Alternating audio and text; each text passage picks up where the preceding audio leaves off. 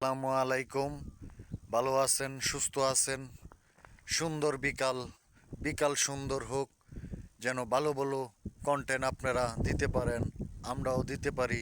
সুন্দর দৃশ্য, সুন্দর আকাশের দৃশ্য, সুন্দর সুন্দর বিকাল সুন্দর হোক। দেশ, আমার দেশ বাংলাদেশ যেন সুন্দর হোক।